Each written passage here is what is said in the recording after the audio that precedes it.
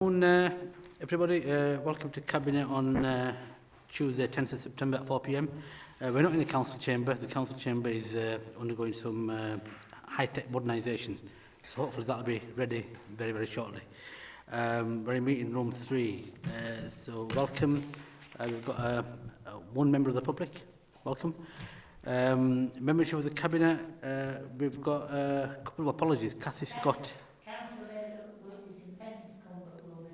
Thank you, Councillor Kendrick. And Cathy Scott's on sick. And Peter McBride's not well neither. That's right, yeah. Thank you. Any interest? If you've got any interest, please. Item 3, admission of the public. I've just welcomed the member of the public. Any deputations and petitions? Public question time? No. Member question time. We've got no other members except for the Cabinet members. Item 7, Dewsbury Town Centre Grant Scheme. Cathy's not here, so Graham? Yeah, I'll talk on this in Peter's absence. Chair, this is the report to apply to various parts of the government, etc., for refurbishment towards the cost of refurbishment of parts of Dewsbury Town Centre. As we well know, Dewsbury could do with a bit of investment, shall we say. So this report seeks to release 1.25 million from the capital grant scheme that we already have for Dewsbury from the 15 million pot to support those applications, which will hopefully enable us to invest in the infrastructure and the shop frontages, etc. in Dewsbury and reinvigorate and re-energise its economy. Thank you, Councillor Graham Scott. I've got a comment here from Councillor Cathy Scott, who asked me to read it, which is in the report. Under item 4, Councillor Scott commented, I welcome all the initiatives for the town centre. The £1.25 million shop fronts and upper floors scheme is another opportunity for business to improve their premises. The town street scene is run down. There are neglected buildings in the town centre. The investment is an opportunity to work with the owners. So thank you, Councillor Cathy Scott, for that comment. Any more comments? Are we okay to approve that, members? Yeah. Thank you. Item 8, domestic abuse strategy.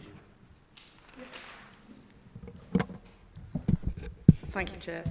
Well, domestic abuse, as we all know, is an extremely appalling crime, and it affects 1 in 4 women, 1 in 6 men, and is one of the most prolific crimes that are reported to the police. And those numbers are rising. Therefore, this new strategy that you have in front of you is taking a new approach, which is a preventative one. We want to eradicate domestic abuse. We want to stop it from happening in the first place and not just deal with the consequences. Hence the strategic priorities that are set out in the report of acting before somebody harms or is harmed, identifying and stopping harmful behaviours, increasing the safety for those at risk, and supporting people to live the lives that they want after harm occurs. And for that to happen, everybody needs to understand that it's their responsibility to contribute to tackling domestic abuse. Everyone, each one of us. The whole person, the whole family, the whole community and the whole society will be involved in some way or other in this new strategy. So we have been consulting for over a year now on this strategy with partners and different officers within the council, and they've all helped to shape the strategy and the action plan that is attached here in the papers. And there is investment for this year of 400,000, which we hope can contribute to the sustainability of this strategy in the future. It's intended that other sources of funding will be sourced in future.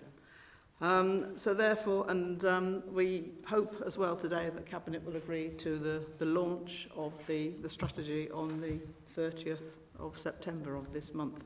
So, I mean, the recommendations here are that the Cabinet notes the progress that's been made on this strategy and approves the strategy, and also approves the allocation of funding of 400,000 to review the infrastructure and future commissioning arrangements. Thank you, Chair. Thank you. Councillor Muscan. I fully support the new Kirklees domestic abuse strategy. The strategy advocates a stronger partnership response with a wider focus, like my colleague said, on the wider family, community and society. I welcome the increased focus on prevention and early intervention, and it's absolutely imperative that we take a more upstream and progressive approach to tackling domestic abuse. The domestic abuse strategic partnership will lead on implementing the strategy, and given that the statutory services have faced unprecedented budget restraints in the last several years, it's more vital than ever that the impact of the new approaches are monitored. And I welcome the creation of a domestic abuse specific policy for council employees.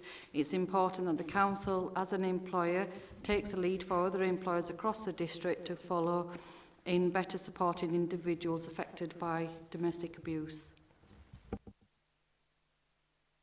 Councillor Kendrick.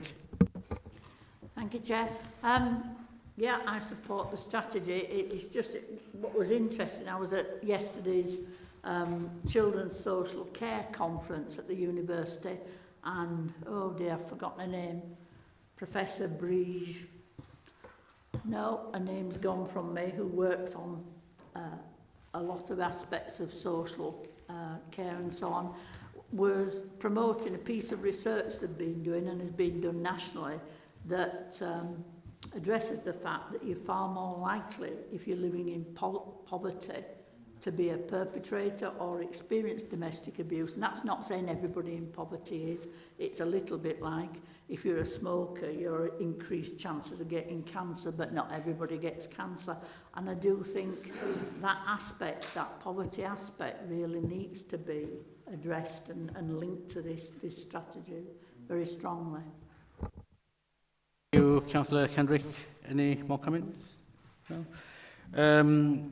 Yeah, I welcome this strategy as well, and I also appreciate all the hard work that's been done by officers and yourself, Carol. The launch on the 30th of September, I'm assuming that's going to be a Kirklees-wide launch. Yes. So hopefully, as many of us will be trying to get there, diaries permitting. So are we okay with Rob? Yeah. Yeah, I'd also like to welcome this strategy, and I think the process by which this final version has come to us has been really good in terms of the level of consultation and the revisions and improvements to the strategy as that's gone along.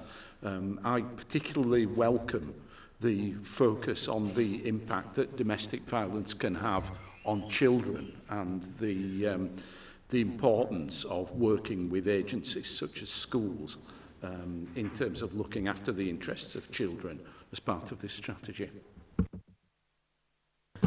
Thank you, Councillor Walker. We're just on domestic abuse, domestic violence strategy.